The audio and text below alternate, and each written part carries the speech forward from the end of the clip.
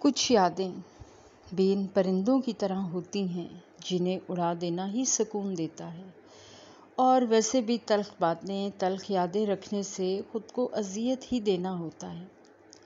انسان زندگی کے مختلف فیزز سے گزر کر ہی زندگی کا اصل رنگ پہچانتا ہے۔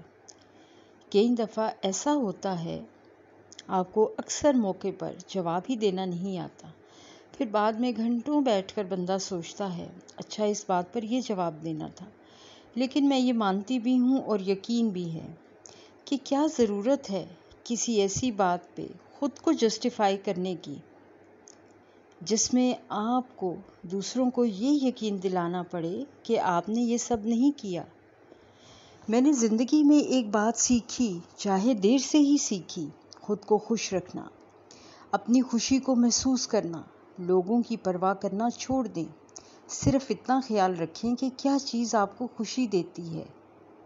صبح کے وقت واک کریں، پودوں کی نگہداشت کریں، خود کو پازیٹیو ایکٹیویٹی میں اتنا انڈلج کیجیے کہ کوئی اذیت دینے والا خیال ذہن میں نہ آئے۔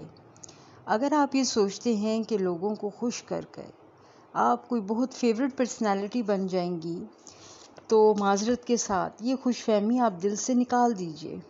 میں یہ سمجھتی ہوں کہ اگر آپ خود کو پہچانتے ہیں تو ہی آپ اپنے اللہ کو پہچانتے ہیں۔ اکثر خواتین کو میں نے دیکھا ہے کہ لگی بندی زندگی گزارتی ہیں۔ اگر آپ کے ہسبینڈ آپ سے کسی بات پر غصہ ہوں تو بڑے سویلائزڈ وے میں انہیں رسپونڈ کیجیے۔ اللہ نے کسی کو بھی یہ رائٹ نہیں دیا کہ وہ آپ کی تحقیر کرے یا آپ کی عزت نفس کو مجروح کرے۔ اللہ تعالیٰ نے کائنات کو جب کن ہونے کا حکم دیا تو دنیاوی رشتوں میں سب سے پہلا رشتہ میاں بیوی کا ہی تخلیق کیا، یعنی حضرت آدم علیہ السلام اور اماں حوا کو بنایا۔ کبھی اس رشتے کی اصل روح کو محسوس کیجیے۔ ایک عورت خاندان تخلیق کرتی ہے، آپ کے گھر، آپ کے قریبی رشتوں کو مزید مضبوط بناتی ہے، آپ کا خیال رکھتی ہے۔ تو اس رشتے کی اصل روح جانتے ہیں کیا ہے؟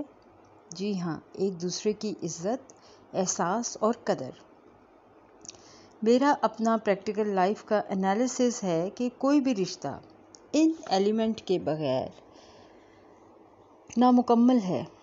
آپ میری ان باتوں سے قطعاً یہ اخذ نہ کیجیے گا کہ میں کوئی عورت کی بے جا آزادی کی قائل ہوں۔ ارے عورت کون سی آزادی مانگتی ہے؟ صرف اور صرف اسے محبت اور قدر چاہیے۔ میں جس اسکول آف تھاٹ پر بلیو کرتی ہوں وہ ہے self respect, care, love and importance, that's it.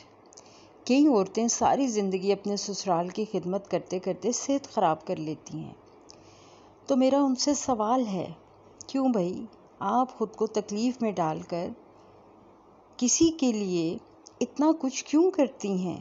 اسلام ہمیں ہمدردی، بھائی چارے، عزت نفس کا درس ضرور دیتا ہے، لیکن کہیں بھی اللہ نے یہ نہیں فرمایا کہ اپنی جان کو اذیت میں ڈال کر کام کریں۔ حتیٰ کہ قرآن پاک کی تلاوت کو بھی ٹھہر ٹھہر کر آہستہ آہستہ کرنے کا حکم دیا گیا ہے۔ یہاں تک کہ جان کے خطرے پر بھی حرام کو حلال قرار دیا گیا۔ تو خود کو مقدم رکھیے۔ یہی بے جا ہمدردیاں آپ کو زندگی کے ایک حصے میں آ کر چڑچڑا بنا دیتی ہیں، آپ سیلف پٹی کا شکار ہو جاتے ہیں۔ اللہ تعالیٰ نے آپ کو خوبصورت تخلیق کیا ہے۔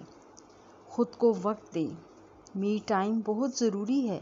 سوچیں، غور کیجیے کیا چیزیں آپ کو خوش کرتی ہیں، وہ کام کریں، اپنے آپ کو سنواریں، نکھاریں، وقت کے ساتھ ساتھ اپنے اندر پازیٹیو چینجز لائیں۔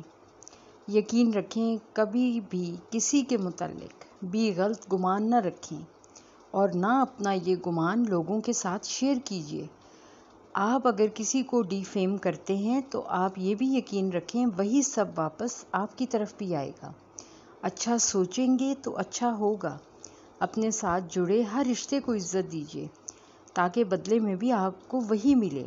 ہر بات میں ہاں کہنا چھوڑ دیں۔ بعض دفعہ ایک نہ سے آپ بہت سے مسائل سے بچ جاتے ہیں۔ مرد اگر یہ چاہتا ہے کہ وہ بیوی کے دل سے کبھی نہ اترے تو اسے چاہیے کہ اپنی بیوی کی عزت کرے، تنہائی میں بھی اور سب کے سامنے بھی۔ یاد رکھیں، ایک عورت مرد کی غربت، بدصورتی، مصروفیت سب پر صبر کر لیتی ہے، لیکن وہ بد اخلاقی برداشت نہیں کر سکتی۔ اس رشتے کی اصل حقیقت انسان کو بڑھاپے میں ہی عیاں ہوتی ہے۔ اگر اپنے بڑھاپے کو پرسکون رکھنا چاہتے ہیں تو اس رشتے کی بنیاد کو مضبوط کیجیے۔ میں نے بہت سے لوگوں سے سنا ہے کہ عورت کے پاؤں اولاد سے مضبوط ہوتے ہیں۔ I beg your pardon here، میں اس بات سے ہرگز اتفاق نہیں کرتی۔ اولاد تو دنیا کی زیبائش ہے۔ عورت مضبوط ہوتی ہے اپنے میاں کے احساس، عزت اور قدر سے۔ جتنی مرد عزت دیں گے، عورت اتنا خود کو مضبوط سمجھے گی۔ لہٰذا اس تعلق کو اتنا مضبوط کیجیے کہ کبھی بھی کسی تیسرے سے بات شیئر کرنے کی نوبت نہ آئے۔ میری اس بات سے ہرگز یہ نہ سمجھیے گا کہ میں عورت کو بہت ہی کوئی مظلوم پورٹری کر رہی ہوں۔ میں دونوں جینڈرز کی ہی بات کر رہی ہوں، اور اوورآل ہماری سوسائٹی کا جو ایک سیٹ اپ بن گیا ہے، کہیں عورت مظلوم تو کہیں مرد۔ ہم نے مظلوم نہیں بننا، بلکہ اس رشتے کو استوار کرنا ہے، خوش رہنا ہے اور خوش رکھنا ہے، پازیٹیو ایکٹیویٹیز کرنی ہیں، خود کو اپنے بیٹر ہاف کے لیے سنوارنا ہے، ایک دوسرے کے ساتھ پازیٹیو وقت گزارنا ہے۔ بحث و مباحثے سے گریز کیجیے۔ جن باتوں سے گھر میں ڈسٹربنس پیدا ہو ان کو چھوڑ دیجیے۔ لمبی ہے مسافت، کٹھن ہے سفر، تو کیوں نہ مل کر راستے کی جھاڑیاں ہٹاتے جائیں تاکہ کسی کے بھی پاؤں زخمی نہ ہو۔ اور رہی بات لوگوں کی، تو میں تو اتنا ہی سوچتی ہوں، ضروری نہیں کہ ہر کوئی آپ کو سمجھ پائے۔ ترازو صرف وزن بتا سکتا ہے، معیار نہیں۔